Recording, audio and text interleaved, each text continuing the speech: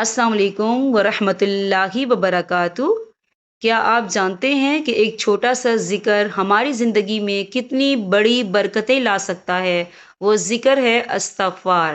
استغفار صرف گناہوں کی معافی مانگنے کا ذریعہ نہیں ہے، بلکہ اللہ تعالیٰ سے رحمت، برکت اور مدد حاصل کرنے کا بھی ایک عظیم ذریعہ ہے۔ آج کی اس ویڈیو میں ہم جانیں گے کہ استغفار پڑھنے کے کیا کیا فوائد ہیں اور قرآن و حدیث میں اس کی کتنی فضیلت بیان ہوئی ہے۔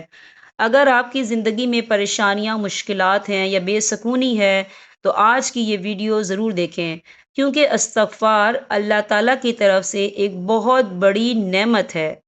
ہماری دنیاوی پریشانیوں کا تعلق کہیں نہ کہیں ہماری نافرمانیوں سے جڑا ہوا ہے، ہمارے گناہوں سے جڑا ہوا ہے، تو اس کے لیے ہمیں زیادہ سے زیادہ استغفار کرنی چاہیے۔ آپ کو مال چاہیے، آپ استغفار کریں۔ آپ کو اولاد چاہیے، آپ استغفار کریں۔ آپ کو گھر چاہیے، آپ استغفار کریں۔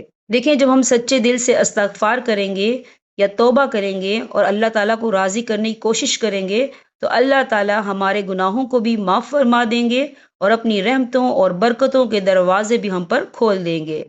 ایک واقعہ جو میں آپ سب سے شیئر کرنا چاہوں گی کہ ایک بار حضرت سیدنا حسن بصری رحمۃ اللہ علیہ کے پاس ایک شخص آیا جس کے چہرے پر پریشانی کے آثار تھے۔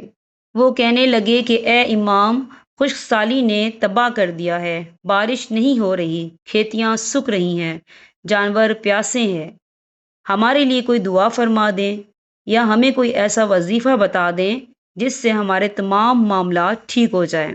تو حضرت امام بصری رحمۃ اللہ علیہ نے بڑے اطمینان سے فرمایا، اللہ تعالیٰ سے استغفار کرو۔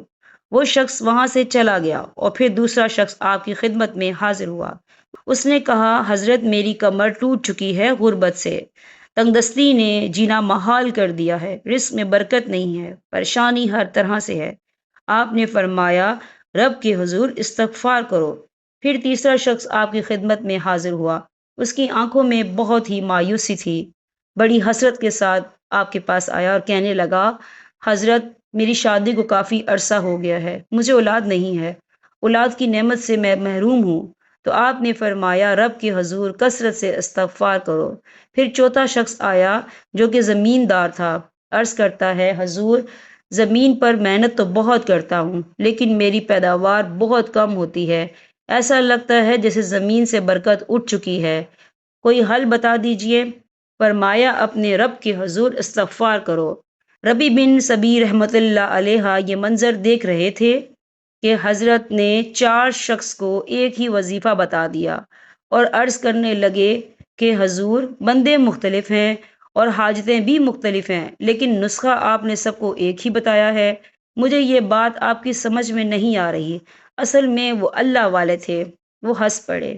آپ سب کو پتہ ہے کہ اللہ والے جو ہوتے ہیں وہ اللہ کی عبادت میں ہی مشغول ہوتے ہیں، ان کی نظر میں ہر وقت قرآن کریم اللہ تعالیٰ کا کلام ہوتا ہے۔ حضرت امام بصری رحمۃ اللہ علیہ نے سورہ نوح کی آیت تلاوت فرمائی، فَقُلْتُ اسْتَغْفِرُوا رَبَّكُمْ إِنَّهُ كَانَ غَفَّارًا يُرْسِلِ السَّمَاءَ عَلَيْكُمْ مِدْرَارًا وَيُمْدِدْكُمْ بِأَمْوَالٍ وَبَنِينَ وَيَجْعَلْ لَكُمْ جَنَّاتٍ وَيَجْعَلْ لَكُمْ أَنْهَارًا۔